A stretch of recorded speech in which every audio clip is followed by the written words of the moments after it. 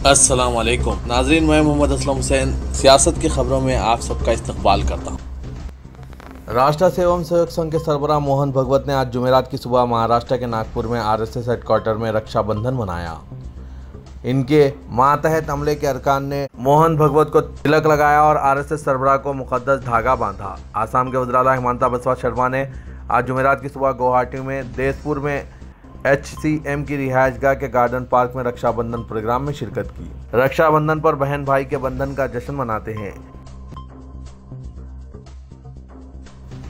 इस खबरनामे को MS education की जानिब से स्पॉन्सर किया जा रहा है।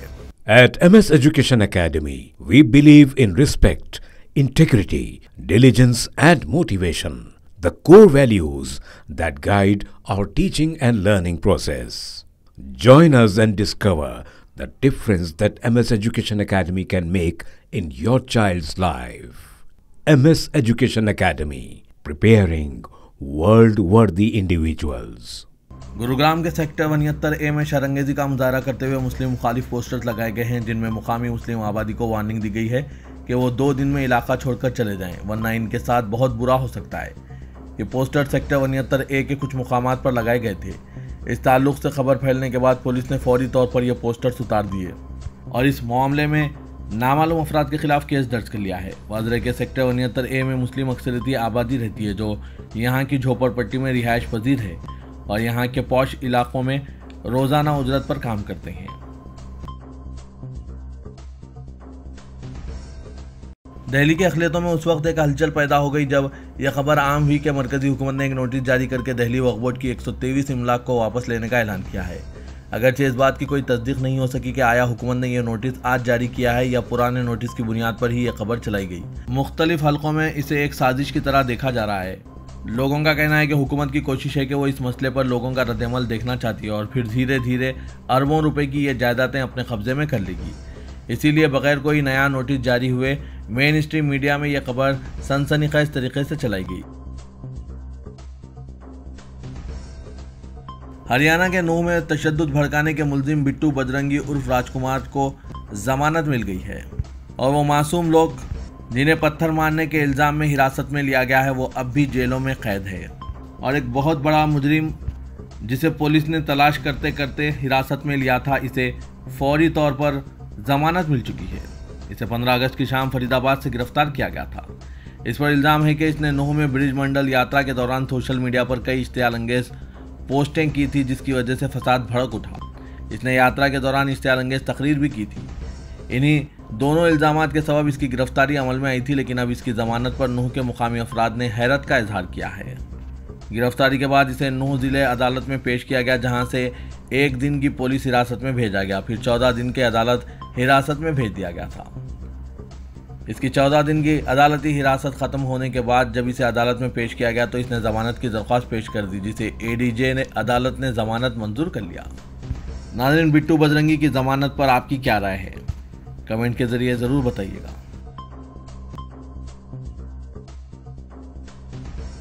मगरबी बंगाल की वज़ीर आला ममता बनर्जी ने बॉलीवुड अदाकार अमिताभ बच्चन से मुंबई में इनकी क़यामगाह पहुंचकर मुलाकात की। अपोजिशन इत्तेहाद इंडिया के 2 रोज़ा इजलास में शिरकत के लिए मुंबई एयरपोर्ट पहुंचने के बाद ममता बनर्जी सीधे मज़ाफ़ाती इलाके जुहू में वाक़ अमिताभ बच्चन की रिहाइशगाह गईं।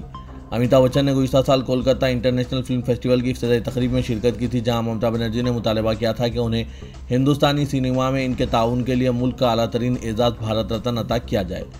अमिताभ बच्चन और इनके अरकान ख़ानदान से मुलाकात के बाद सहाफ़ियों से बातचीत करते हुए ममता बनर्जी ने कहा कि उन्होंने अदाकार को कोलकाता दौरे की दावत दी है।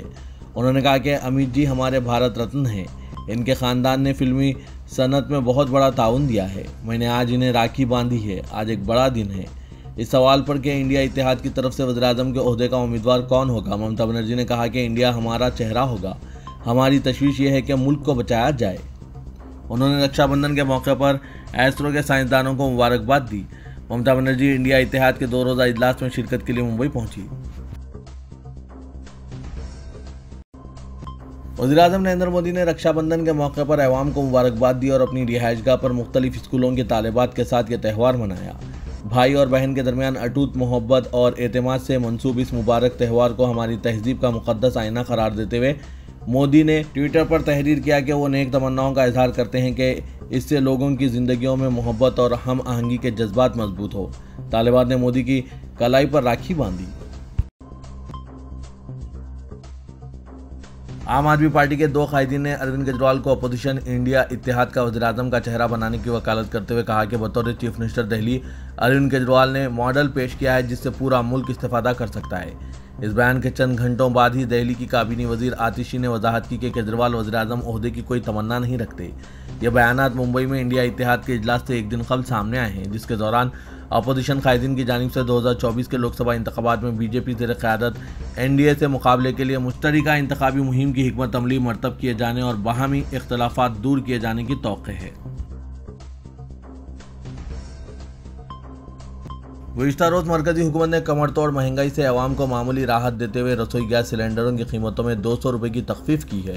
इस पर बीजेपी भले ही शोर मचा रही है, लेकिन अपोजिशन पार्टियों ने मरकज पर शदीद तनकीदें की है। कांग्रेस सदर मल्लिकार्जुन खड़गे ने इसे इंतखाबात से जोड़ते हुए कहा कि कीमत में तखफीफ के फैसले को रक्षाबंधन का तोहफा करार दिया जा रहा है, लेकिन जब गुज़िश्ता 9.5 साल से 400 रुपये का सिलेंडर 1100 रुपये में फरोख्त कर रहे थे, तब मरकज को अवाम और मुल्क की बहनों की याद नहीं आई।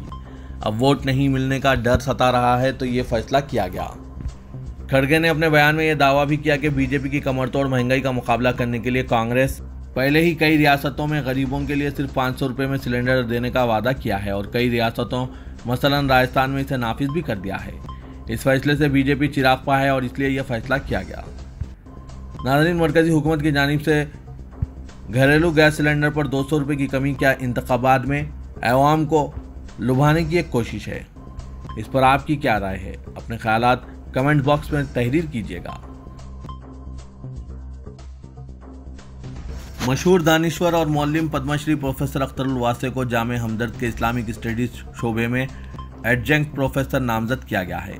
ये तकर्री जामे हमदर्द के वाइस चांसलर प्रोफेसर अफशार आलम की तजवीज़ पर एकेडमिक काउंसिल की स्टडिंग कमेटी के जरिए अमल में आई है। 30 अगस्त को वाइस चांसलर ने प्रोफेसर अख्तरुल वासे को ऑफिस ऑर्डर की कॉपी पेश की है। इस मौके पर रजिस्ट्रार डॉक्टर M.A. सिकंदर और controller of examination S.S. Akhtar मौजूद थे। प्रोफेसर अख्तरुल वासे ने जामे हमदर्द के वाइस चांसलर का शुक्रिया अदा करते हुए कहा कि जामे हमदर्द से इनकी बहैसियत एडजंक्ट प्रोफेसर वाबस्तगी इंतहाई एजाज की बात है। आइंदा माह दिल्ली में मुनक़िद होने वाले G20 सरबराह इजलास के लिए तैयारियां आखिरी मराहिल में पहुंच चुके हैं। दिल्ली पुलिस ने सिक्योरिटी के वसी इंतजाम के लिए लाही अमल तैयार कर लिया है। इस पर रोजाना मशक जारी है। सिक्योरिटी तैयारियों में भी ज़रूरत के मुताबिक तब्दीलियां की जा रही है। सड़क पर कई तरह के डाइवर्शंस किए गए हैं। मसाइल से बचने के लिए लोगों से कहा गया है कि वो मेट्रो से सफ़र करें। ताहम 8, 9 और 10 सितंबर को सरकारी स्कूलों और दिल्ली के कई महकमों में छुट्टी का ऐलान किया गया है। ज़राए के मुताबिक दिल्ली पुलिस की दरख्वास्त पर दिल्ली मेट्रो रेल कॉरपोरेशन इन 3 दिनों में तकरीबन 15 मेट्रो स्टेशनों को कुछ वक्त के लिए बंद रखने का फैसला कर सकती है। दिल्ली पुलिस और ट्रैफिक पुलिस के सीनियर अफसरान 1-2 दिन में इसका फैसला करेंगे। ये वो मेट्रो स्टेशन हैं जो VVIP काफिलों के रूट में शामिल हैं। G20 के दौरान दिल्ली मेट्रो से पुलिस ने 8 से 10 सितंबर तक रोजाना बुनियाद पर 15 मेट्रो स्टेशनों को उस वक्त तक बंद रखने के लिए कहा है जब तक VVIP और मुख्तलिफ कौमी सुदूर का काफिला रवाना हो। उत्तर प्रदेश के हापुड़ में वकला पर पुलिस के लाठीचार्ज करने के मामले में बरेली में भी वकला में गुस्सा और नाराजगी देखी जा रही है। बार एसोसिएशन ने जिला मजिस्ट्रेट दफ्तर के सामने जमा होकर एहतजाजी मुजाहरा किया। उत्तर प्रदेश के बेशतर अजला में वकला बरादरी का जबरदस्त एहतजाज जारी है। अजरे के हापुड़ थाने में खातून वकील प्रियंका त्यागी और उनके बुजुर्ग वालिद के खिलाफ रिपोर्ट दर्ज हुई तो वहां वकला ने एहतजाज किया था। इसके बरक्स पुलिस ने लाठीचार्ज किया जिसमें कई वकला जख्मी हो गए।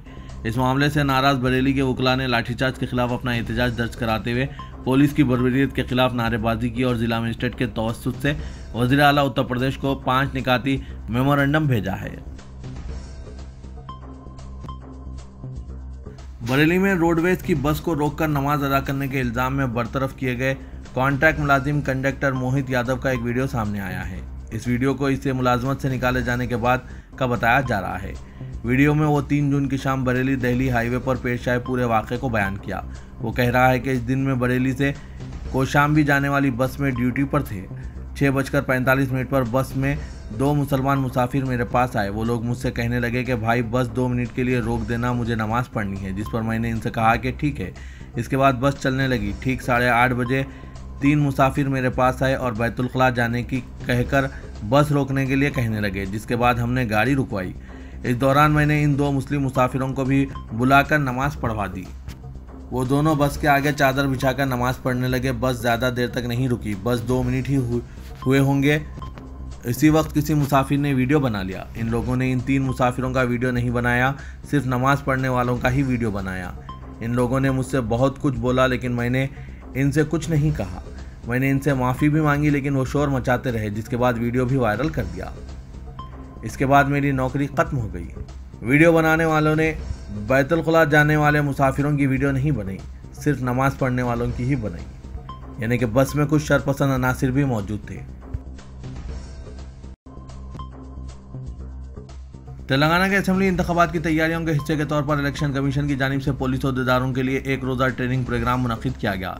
चीफ इलेक्टोरल ऑफिसर के दफ्तर में मुनक्किदा ट्रेनिंग प्रोग्राम का मकसद इंतखाबी मुहिम और रायदही के मौके पर सिक्योरिटी इंतजामात और आज़ादाना व मुनसिफाना इंतखाबी अमल के लिए हिकमत अमली तैयार करना है।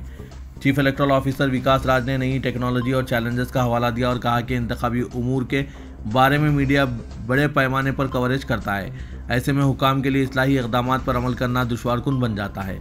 ट्रेनिंग का मकसद पुलिस अहदेदारों को नई हिकमत अमली और टेक्निक से वाकिफ कराना है, ताकि इलेक्शन के दौरान सिक्योरिटी बरकरार रहे।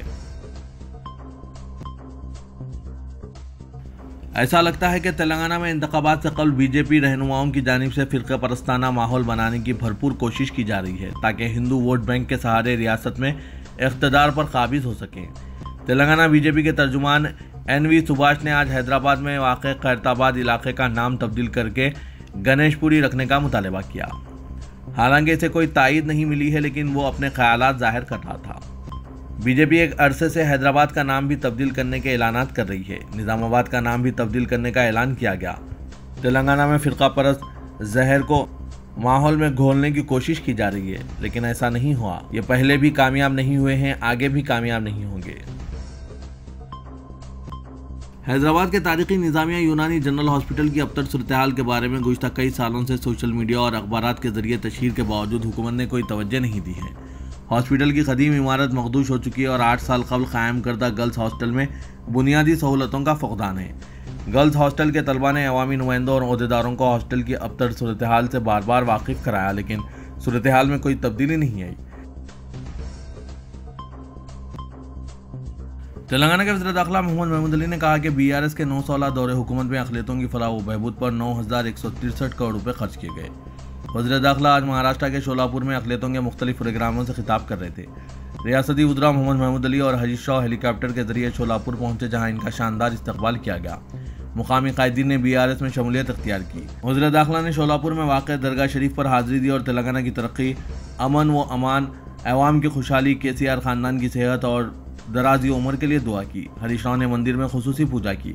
महमूद अली ने अक़लियतों से खिताब करते हुए कहा कि KCR हुकूमत हकीकी मायनों में सेक्युलर है, जिसके तहत तमाम तबक़ात की यकसान तरक्की का अमल जारी है। कांग्रेस पार्टी ने पुराने शहर हैदराबाद की हम्मा जहती तरक्की और अवाम की भलाई के लिए डिक्लेरेशन जारी करने का फैसला किया। सदर हैदराबाद जिला कांग्रेस कमेटी समीर वलीउल्लाह ने पार्टी तर्जुमान सैयद निज़ामुद्दीन के हमरा मीडिया के नुमाइंदों से बात करते हुए कहा कि पुराने शहर को दरपेश मसाइल पर मबनी एक जामे ओल्ड सिटी डिक्लेरेशन तैयार किया जा रहा है। उन्होंने कहा कि कांग्रेस पार्टी को हालिया सालों में पुराने शहर में इस्तेकाम हासिल हुआ है। साबिक़ में पुराने शहर के असम्बली हल्क़ात में मुकाबले के लिए कांग्रेस को उम्मीदवार दस्तियाब नहीं थे, लेकिन इस मरतबा पुराने शहर की नशिस्तों के लिए टिकट के दावेदारों की तादाद बहुत ज़्यादा है। चारमीनार, याकूतपुरा, चंदनगुट्टा, बहादुरपुरा और मलकपेट असम्बली हल्क़ात के लिए 50 से ज़ायद दरख्वास्तें दाखिल की गई है। उन्होंने कहा कि टिकट के लिए कायदीन में काफ़ी मुसाबिकत है और बेशतर ख्वाहिशमंद मजबूत दावेदार हैं। समीर वलीउल्लाह ने कहा कि कांग्रेस पार्टी पूरी शिद्दत के साथ मुकाबला करेगी।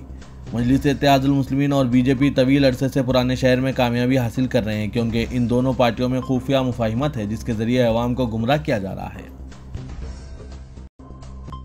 रुकन पार्लियामेंट हैदराबाद और सदर मजलिस असदुद्दीन अवैसी ने कहा कि मुल्क में एक चौकीदार है जिसकी हुकूमत में चीन ने 2000 मुरब्बा किलोमीटर पर कब्जा कर लिया, तो दूसरी जानिब एक दुकानदार है जो मोहब्बत की दुकान खोलने का दावा करते हैं, लेकिन झारखंड में इनकी हुकूमत में कई नौजवानों को हुजूमी तशद्दुद में कत्ल कर दिया गया, लेकिन किसी ने मुतासरा अफराद के ख़ानदानों से मोहब्बत की बात नहीं की।